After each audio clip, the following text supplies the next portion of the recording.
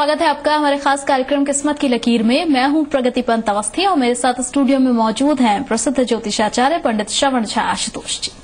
नमस्कार। हमारे इस प्रोग्राम में हमारी कोशिश होती है आपकी उलझनों को सुलझाने की। तो क्या आप ये जानना चाहते हैं कि भविष्य में क्या कुछ होने वाला है, आपकी कुंडली आपके बारे में क्या कुछ कह रही है, रोजमर्रा की जिंदगी में ग्रह नक्षत्रों की चाल कैसे आपके जीवन को प्रभावित कर रही है और आप आखिर कैसे अपनी जिंदगी को बेहतर बना सकते हैं।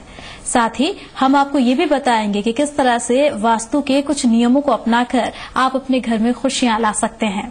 तो अगर आपका कोई सवाल है आपके भविष्य से जुड़ा हुआ, आपके करियर से जुड़ा हुआ या कोई भी समस्या जिसका निदान आप चाहते हैं तो आप हमें कॉल कर सकते हैं, आप हमें ईमेल भी कर सकते हैं। हमारा फोन नंबर और ईमेल आईडी आपकी टीवी स्क्रीन पर फ्लैश हो रहा है। पर सवाल पूछते समय अपना नाम, जन्म का स्थान और जन्म का समय बताना मत भूलिएगा। चलिए कार्यक्रम की शुरुआत कर रहे हैं। सबसे पहले पंडित जी से ये जानते हैं कि आज आपके सितारे आपके लिए क्या कुछ लेकर आए हैं।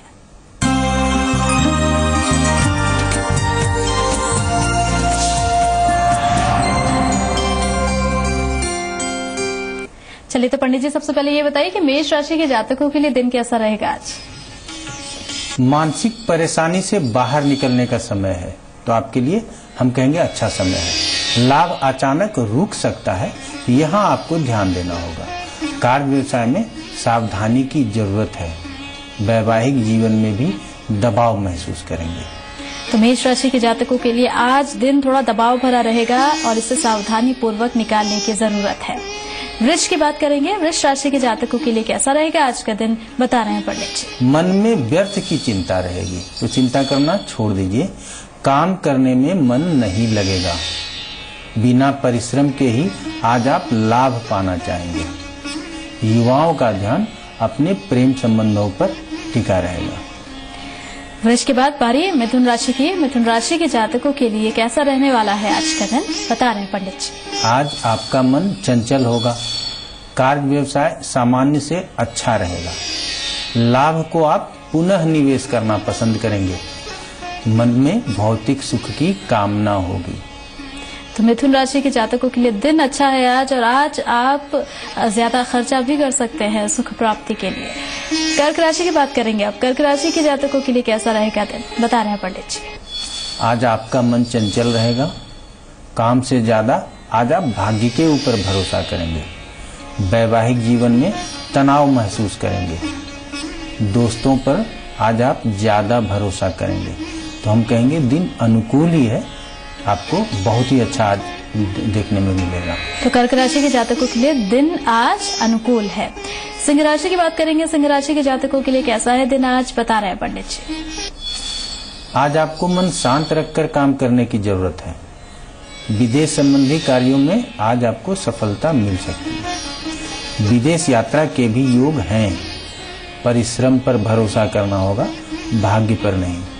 तो सिंह राशि के जातकों के लिए दिन अनुकूल है, लेकिन सावधानी ये बरतनी है। ध्यान इस बात का रखना है कि आलस से नहीं करना है। ये नहीं कि ये सोचे कि भाग्य के भरोसे बैठ जाए और सब कुछ हो जाएगा, ऐसा नहीं है। आज आपको परिश्रम ज्यादा करना पड़ेगा। कन्या राशि की बात कर लेते हैं। कन्या राशि के जातकों के लिए कैसा रहेगा आज का दिन, बता रहे हैं पंडित जी। कहते हैं पूर्वार्जित कर्मों के अच्छे फल मिलेंगे, अर्थात भाग्य का साथ है। संतान के विवाह की बात आज हो सकती है। कार्य व्यवसाय सामान्य बना हुआ है, लेकिन वाहन चलाने में सावधानी रखना चाहिए। तो कन्या राशि के जातकों के लिए दिन अच्छा है आज, लेकिन सावधानी बरतनी है वाहन चलाते वक्त, और इसका खासा ख्याल भी रखना है। तुला राशि की बात करेंगे। तुला राशि के जातकों के लिए कैसा रहेगा दिन आज, बता रहे हैं पंडित जी। भोग विलास के विषय में सोचेंगे। बाहरी कार्यों में समय व्यतीत होगा। रुके धन प्राप्त करने का भी आज आप कोशिश करेंगे। विरोधियों को शांत रखने का प्रयास करना होगा। तो तुला राशि के जातकों के लिए दिन आज अनुकूल है, लेकिन सावधानी बरतनी है। विरोधियों के प्रति आपको थोड़ा सावधान रहने की जरूरत आज होगी। वृश्चिक राशि की बात करेंगे। वृश्चिक राशि के जातकों का कैसा रहने वाला है आज का दिन, बता रहे हैं पंडित जी। आत्मबल के साथ काम करेंगे तो फायदा होगा, तो आत्मबल बनाए रखना है। किसी विशिष्ट व्यक्ति से मुलाकात करने की योजना आज आप बना सकते हैं। कार्य व्यवसाय सामान्य बना रहेगा। शादी विवाह की बातों में व्यवधान आ सकते हैं, यहाँ ध्यान देना है। तो वृश्चिक राशि के जो जातक है उनके लिए मिला जुला दिन आज रहने वाला है। धनुराशि की बात करेंगे। धनुराशि के जातकों के लिए कैसा रहने वाला है आज का दिन, जान लेते हैं। कार्य में जल्दबाजी करने से परेशान हो सकते हैं। पुराने मित्र नाराज हो सकते हैं। लाभ को संचित करने का योग है। कार्य व्यवसाय सामान्य बना हुआ है। तो धनुराशि के जातकों के लिए कार्य व्यवसाय सामान्य बना हुआ है। दिन भी आज अनुकूल है। मकर राशि की बात करते हैं। मकर राशि के जातकों के लिए कैसा रहने वाला है आज का दिन, बता रहे हैं पंडित जी। किसी न किसी कारणवश आज आपका बौद्धिक क्षमता का विकास होगा। अपने सामर्थ्य को भी बढ़ाने का समय है। कार्य व्यवसाय में तरक्की होगी, लेकिन माता के स्वास्थ्य का विशेष ध्यान रखें। तो मकर राशि के जातकों के लिए दिन अनुकूल है। कार्य व्यवसाय सामान्य बना हुआ है। बौद्धिक क्षमता का जहां विकास होता हुआ दिख रहा है, लाभ के संकेत भी दिख रहे हैं, लेकिन इन सब के बीच सावधानी ये बरतनी है कि आपको माता की सेहत का ख्याल रखने की जरूरत है आज। कुंभ राशि की बात करेंगे। कुंभ राशि के जातकों के लिए दिन कैसा है आज, बता रहे हैं पंडित जी। नई नौकरी की तलाश करेंगे। व्यवसाय करने वाले लोगों के लिए समय अनुकूल है। खेल कूद में जो रुचि रखते हैं उनको आज सावधानी पूर्वक चलना चाहिए। छोटे भाई से मनमुटाव न हो, इस बात का आज विशेष ध्यान रखें। तो कुंभ राशि के जातकों के लिए मिला जुला दिन है, लेकिन सावधानी ये बरतनी है, किसी भी तरह के विवाद में ना फंसे। खासतौर पर पारिवारिक विवाद में फंसने से आपको बचना है। आगे बढ़ते हैं और अब बात करते हैं मीन राशि यानी कि अंतिम राशि की। मीन राशि के जातकों के लिए कैसा रहने वाला है दिन, आज जानते हैं। आज आप अपनी वाणी से ही मंत्रमुग्ध करेंगे सबको। परिवार के सदस्यों से मुलाकात का लाभ भी मिलेगा। कार्य व्यवसाय की चिंता होगी। स्त्री जातक के लिए आज का समय बहुत ही अनुकूल है। तो मीन राशि के जातकों के लिए दिन आज अनुकूल है। तो इस तरह से 12 की 12 राशियों की हमने बात कर ली। पंडित जी ने बताया आपको कि क्या आज आपके सितारे आपके लिए लेकर आए थे, यानी कि आपका राशिफल। अब एक छोटा सा ब्रेक ले रहे हैं, जल्द लौटेंगे।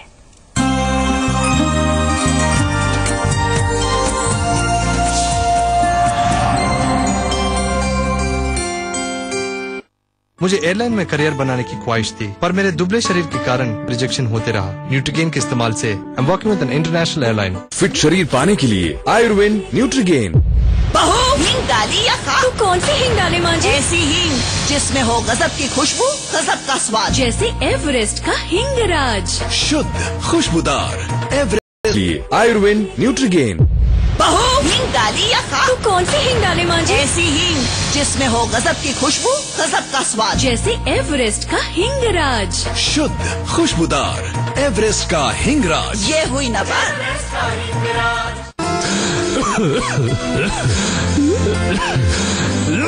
तुलसी युक्त मुल्तानी कोका खांसी को कहे good bye.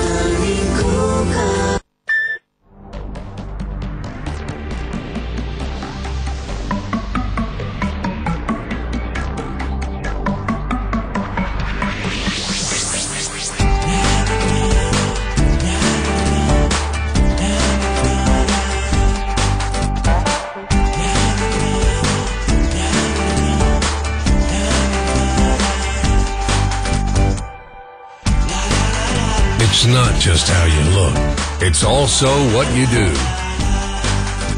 Powerful 160cc engine, best in class mileage. The new CB Unicorn 160. Looks good, is good.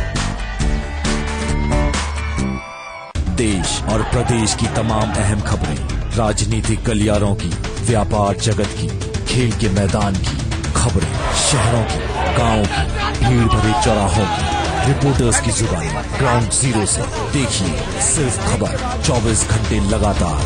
जी मरुदरा, मेरी शान मेरा अभिमान।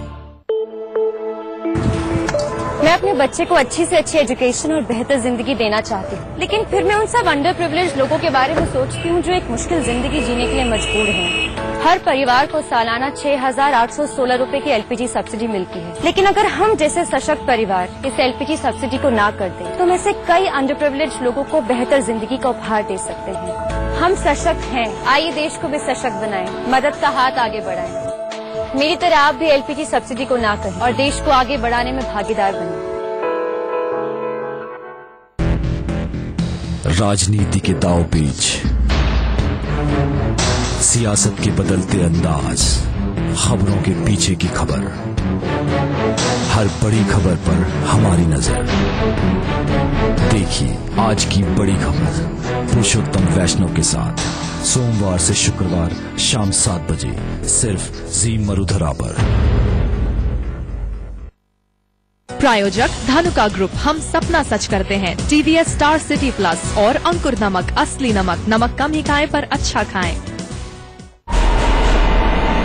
थक थक सांसें होंगी, फ्लडलाइट से रोशन रातें होंगी। जनरल उतरेंगे पेड़ों से और बल्ले चमकेंगे शमशीरों से। दिल थाम आ गया महासंग्राम, वर्ल्ड वॉर। हर सुबह शाम 8 बजे। प्रस्तुतकर्ता Gaurs your own world, powered by Sony Bravia, title sponsor Hyundai, life is brilliant, प्रायोजक GoDaddy और कैस्ट्रॉल एक्टिव।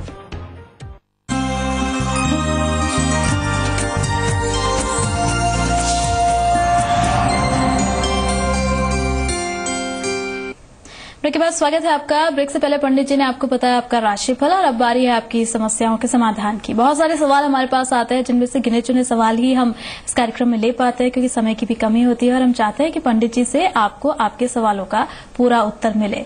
तो पंडित जी, हमारी एक दर्शक है हनुमानगढ़ से शालू मिश्रा जी और उन्होंने आपसे सवाल किया है।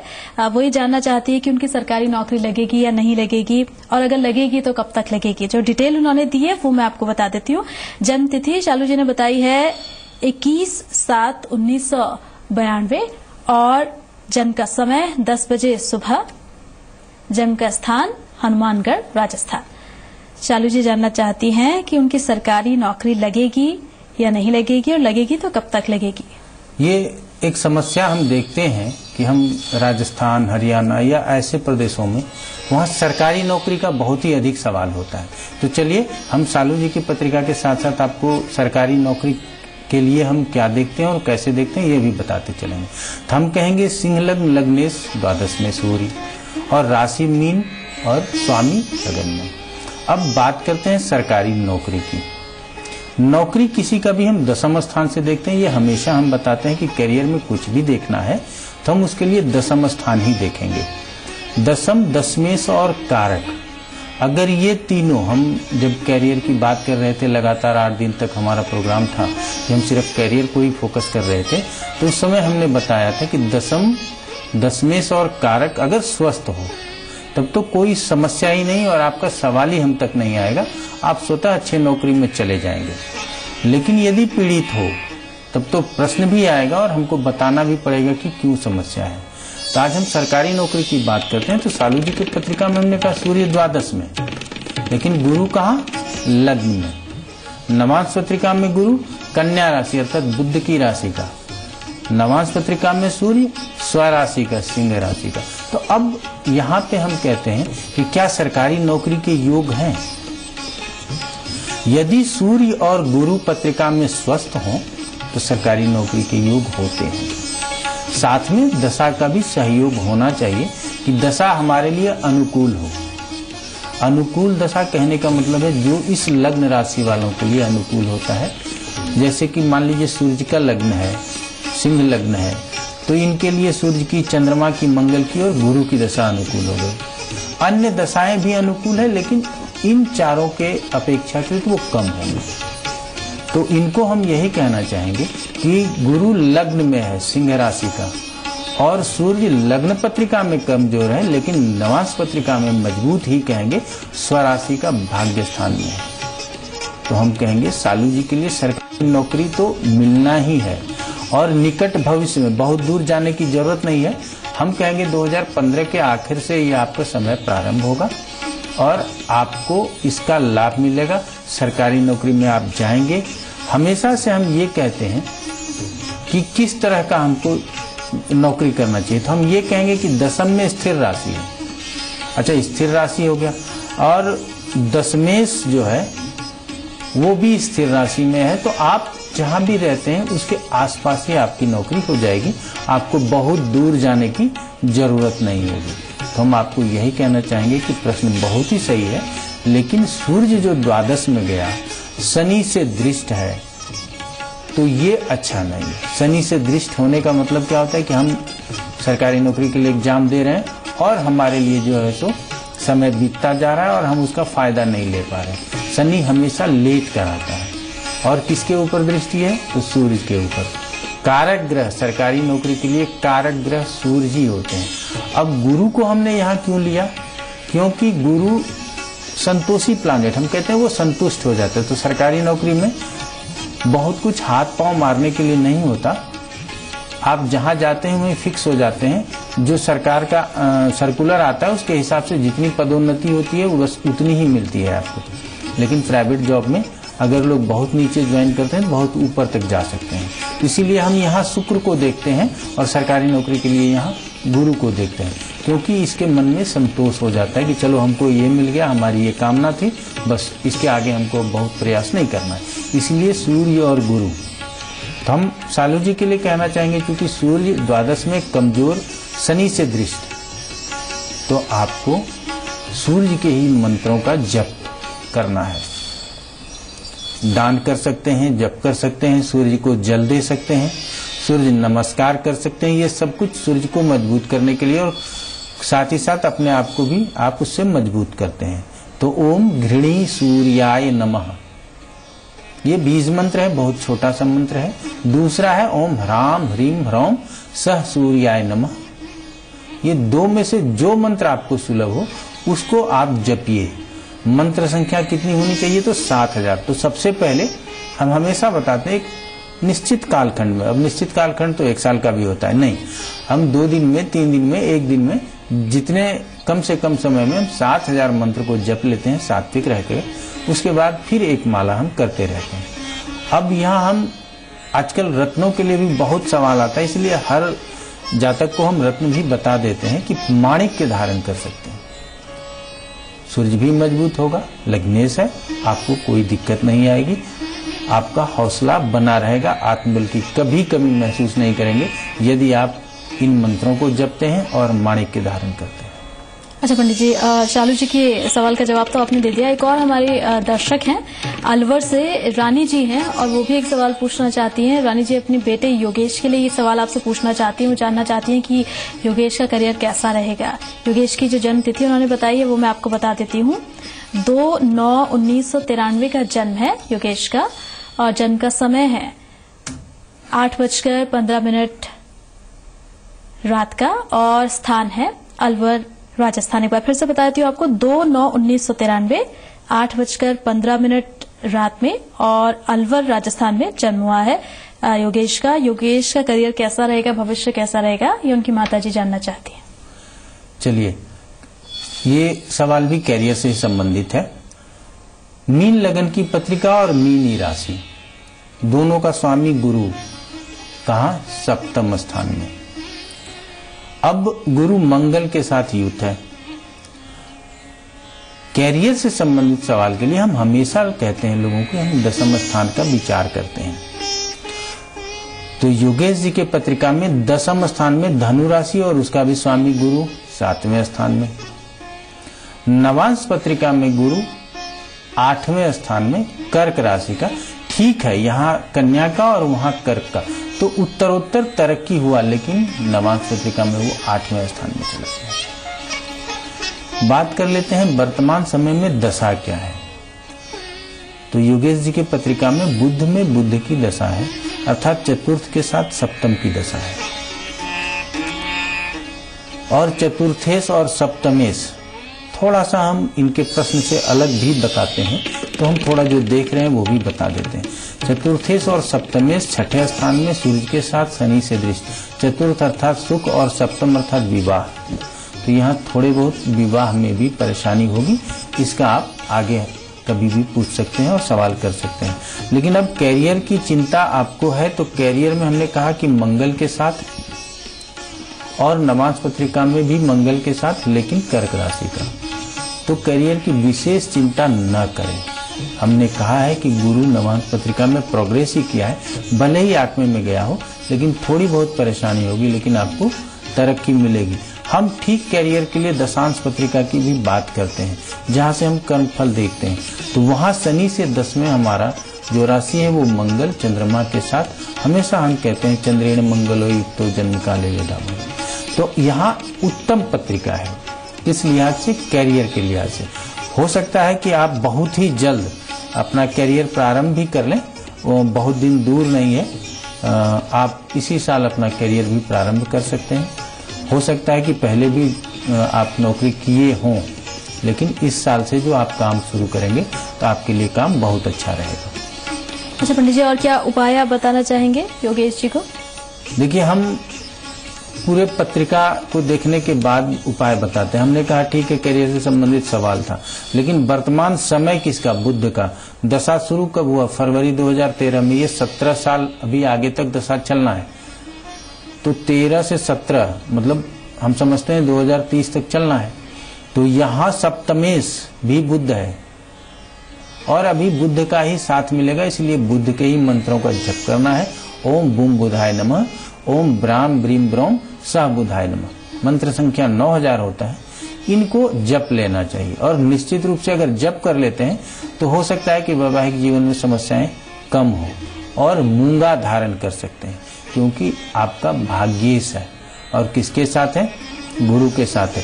केंद्र त्रिकोण राजयोग, इसलिए हमने कहा कैरियर में समस्या नहीं, लेकिन अगर मूंगा धारण करते हैं और इन मंत्रों का जप करते हैं तो हम उम्मीद करेंगे कि आपके समाधान हो जाएंगे। तो लगातार जो सवाल आप दर्शकों के हमारे पास पहुंच रहे हैं, उनका जवाब पंडित जी आपको दे रहे हैं। इन सबके बीच पंडित जी बहुत सारे सवाल वास्तु से जुड़े हुए भी हमारे पास आते हैं, तो आज कौन सा टिप्स आप देना चाहेंगे वास्तु से जुड़ा हुआ हमारे दर्शकों को? कल हमने बताया था कि देवता का गृह किधर होना चाहिए। अब आज आप समझिए कि जो रसोई घर बोलते हैं वो किधर होना चाहिए। कहते हैं अग्नेयाम पाक सदनम। सदन मतलब घर ही होता है। तो अग्नेयाम, अग्ने कोण में, अग्नि कोण बोलते हैं उसको। दक्षिण पूर्व के जो कोना होता है उसको हम अग्नि कोण बोलते हैं। तो अगर अग्नि कोण में आपका रसोई है तो हम कहेंगे कि आपको कोई चिंता करने की बात नहीं है। और हमेशा कहते हैं कि आप कॉपी पेन लेके बैठिए, रोज एक छोटा छोटा चीज बताते हैं, लेकिन बहुत ही उपयोगी है। अगर अग्नि कोण में नहीं है तो जो रसोई घर है वहां पे जो आप गैस जलाते हैं वो कम से कम अग्नि कोण में जरूर जलाएं। तो बहुत ही सरल और उपयोगी उपाय हैं जो पंडित जी बता रहे हैं। उम्मीद करते हैं आप इन्हें अपनाएंगे और अपने जीवन को सुखद बनाएंगे। इसके अलावा भी आपके कोई सवाल हैं तो आप हमें कॉल कर सकते हैं, ईमेल कर सकते हैं। अब एक छोटा सा ब्रेक ले रहे हैं, जल्द लौटेंगे।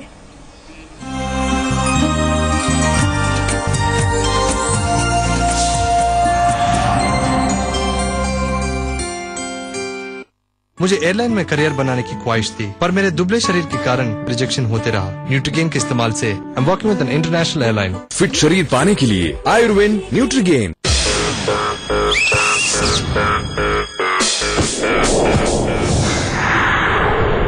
सोच बदलो, शेरा फिट लाइन पहनो।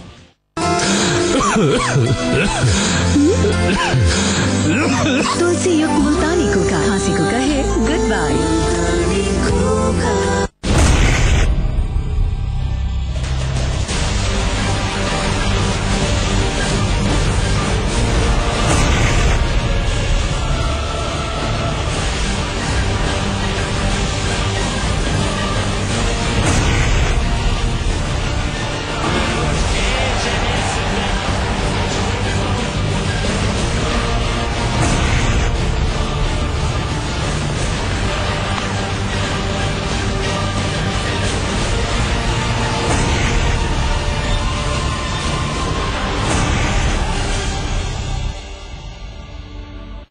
प्रस्तुतकर्ता Gaurs your own world.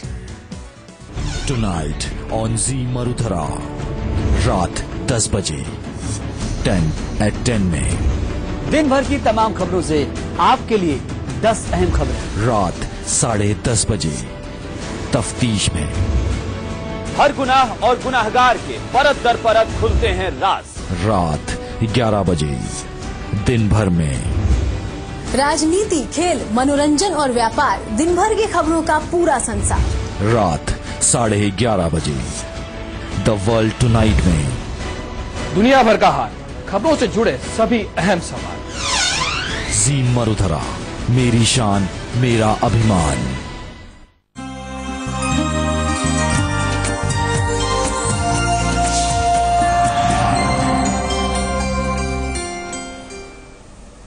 Break में स्वागत है आपका। और अब बारी हमारे खास सेगमेंट की, जिसमें हमारी कोशिश होती है अंधविश्वास को दूर करने की। पंडित जी, बहुत सारे सवाल हमारे पास आते हैं कि नौकरी कैसे पाए, क्या कुछ इसके उपाय हो सकते हैं, क्या कोई टोटका भी है जो अक्सर अपनाते भी हैं लोग, हालांकि उसका कोई फायदा नहीं होता। एक ऐसा ही टोटका मैंने सुना और उसके बारे में आपसे जानना चाहती हूँ, क्योंकि ये सवाल भी पूछा गया था कि अगर इंटरव्यू के लिए जा रहे हो और उससे पहले आप जो स्नान कर रहे हैं उस पानी में एक चुटकी आप हल्दी डाल दीजिए और उससे स्नान कीजिए, तो इंटरव्यू देने जा रहे हैं, इंटरव्यू में आपको सफलता मिलेगी। कैसा संभव है? ये बिल्कुल गलत बात है। अगर आप इसको करके देख लीजिए, हो सकता है कि आपको सफलता न मिले। अगर सफलता मिलना भी है तो नहीं मिलेगा, क्योंकि आपका तो पानी पे ध्यान है। एक चुटकी हल्दी डालें, ज्यादा डालेंगे तो शरीर पीला हो जाएगा, फिर समस्या रहेगी। ठीक है, तो आप बड़े आराम से स्नान कीजिए, ठंडे पानी से स्नान कीजिए, मौसम के हिसाब से स्नान कीजिए। स्वस्थ मानसिकता से जाएंगे तो इंटरव्यू पास होगा। टोने टोटके करके इंटरव्यू पास नहीं। और हम कहते हैं जिस दिन हमारा जन्म हुआ उसी दिन ये सब चीज लिखा चला गया कि किस दिन क्या होना है। तो आपके हल्दी स्नान करने से वो दिन नहीं बदलेगा, इस बात का ध्यान रखेंगे। ये बिल्कुल अंधविश्वास है, इसको बिल्कुल मत मानिए, आपको परेशानी होगी। और आप अगर किसी को बता दिए गलती से, उस दिन आपकी नौकरी हो गई और किसी को बता दिए तो उसके लिए नुकसान होगा। तो इसीलिए इससे बचने की जरूरत है। चलिए पंडित जी, बहुत बहुत शुक्रिया आपका भी धन्यवाद। आप हमारे स्टूडियो में आए, दर्शकों को इतनी सारी जानकारियां दी, इस उम्मीद के साथ कि आप सभी दर्शकों को हमारा कार्यक्रम भी पसंद आया होगा। इजाजत दीजिए, नमस्कार। नमस्कार।